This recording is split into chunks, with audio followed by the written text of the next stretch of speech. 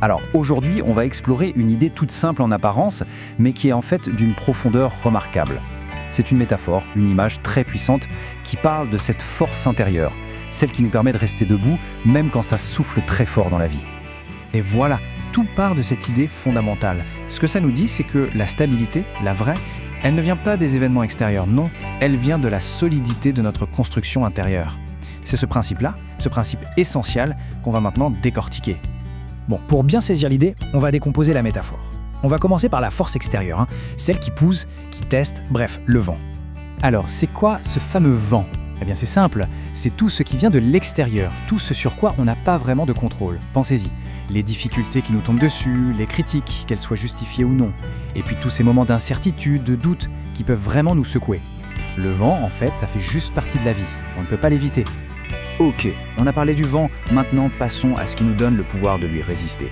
On déplace le regard de l'extérieur vers l'intérieur pour aller voir les racines. Les racines, qu'est-ce que c'est ?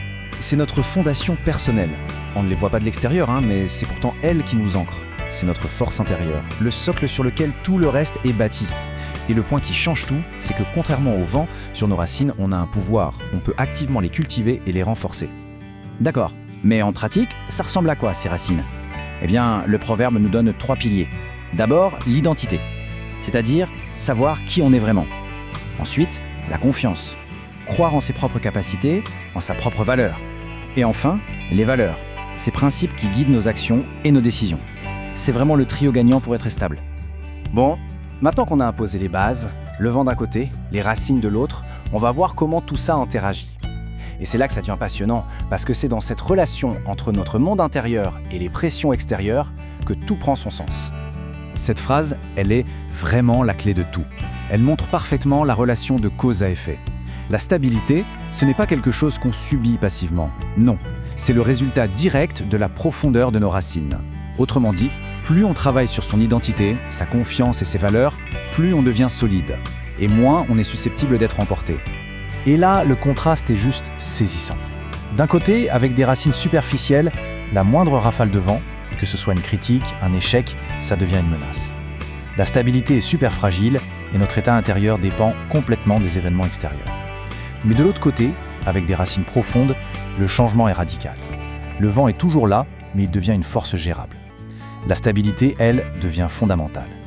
Et ce ne sont plus les événements qui dictent comment on se sent, mais c'est notre force intérieure qui dicte notre réaction face à ces événements. Toute la perspective change. Du coup, le message est clair, non ? L'idée, ce n'est pas d'essayer d'arrêter le vent, c'est impossible. Le véritable travail, celui qui compte vraiment, il se fait sous la surface. C'est un appel à l'action en fait, un processus actif, continu, pour aller renforcer ses propres fondations.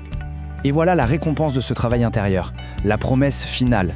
L'objectif, ce n'est pas de vivre une vie sans vent, c'est d'être tellement bien ancré que le vent perd son pouvoir. Il passe de danger potentiel à un simple bruit de fond. La véritable question à se poser, ce n'est donc pas comment éviter les tempêtes, mais plutôt comment renforcer ses racines dès aujourd'hui.